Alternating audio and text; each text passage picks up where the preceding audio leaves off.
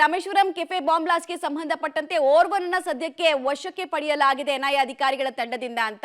ಈ ವ್ಯಕ್ತಿಗೂ ಡಿಸೆಂಬರ್ ನಲ್ಲಿ ಆದಂತಹ ಒಂದು ರೇಡ್ ನಲ್ಲಿ ಸಿಕ್ಕಂತಹ ಸ್ಫೋಟಕ ವಸ್ತುಗಳಿಗೂ ಸಂಬಂಧ ಇದೆ.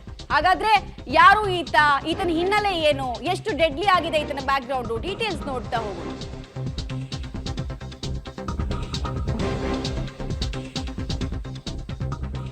ಓರ್ವ ಶಂಕಿತ ಉಗ್ರನನ್ನ ವಶಕ್ಕೆ ಪಡೆದಿದ್ದಾರೆ ಎನ್ಐಎ ಅಧಿಕಾರಿಗಳು. ಅಜ್ಞಾತ ಸ್ಥಳದಲ್ಲಿತ್ತು ಶಂಕಿತನನ್ನ ವಿಚಾರಣೆಗೆ ಒಳಪಡಿಸಿದ್ದಾರೆ. ಉಗ್ರ ಮಿನಾಜ್ ಅಲಿಯಾಸ್ ಸುಲೇಮಾನ್ನ ಮಾಹಿತಿ ಮೇರೆಗೆ ಶಂಕಿತನನ್ನ ವಶಕ್ಕೆ ಪಡೆಯಲಾಗಿದೆ. ಬೀದರ್ನಿಂದ ಭಟ್ಕಳದ ಕಡೆಗೆ ಈ ಶಂಕಿತ ಉಗ್ರ ಹೋಗ್ತಾ ಇದ್ದ ಅನ್ನೋ ಇನ್ಫಾರ್ಮೇಶನ್ ಇದೆ. ಸೊ ಹೀಗಾಗಿ ನಿನ್ನೆ ಓರ್ವನನ್ನ ವಶಕ್ಕೆ ಪಡೆದು ಫುಲ್ ಡ್ರಿಲ್ ಅನ್ನ ನಡೆಸಿದ್ದಾರೆ. ಈತನೇ ಕೆಫೆ ಬಾಂಬರ ಅನ್ನೋದು ಇನ್ನಷ್ಟೇ ಕನ್ಫರ್ಮ್ ಆಗಬೇಕಾಗಿದೆ. ಎನ್ಐಎ ಅಧಿಕಾರಿಗಳಿಂದ ಇನ್ನಷ್ಟೇ ಅಧಿಕೃತ ಮಾಹಿತಿ ಸಿಗಬೇಕಾಗಿದೆ. ಬಟ್ ಒಬ್ಬ ಉಗ್ರ ಈತನ ಬಗ್ಗೆ ಇನ್ಫಾರ್ಮೇಶನ್ ಕೊಟ್ಟು ಈತನನ್ನ ಅರೆಸ್ಟ್ ಮಾಡಿರೋದು, ಅಂದ್ರೆ ವಶಕ್ಕೆ ಪಡೆದಿರೋದ್ರ ಬಗ್ಗೆ ಮಾಹಿತಿ ಲಭ್ಯ ಆಗ್ತಾ ಇದೆ.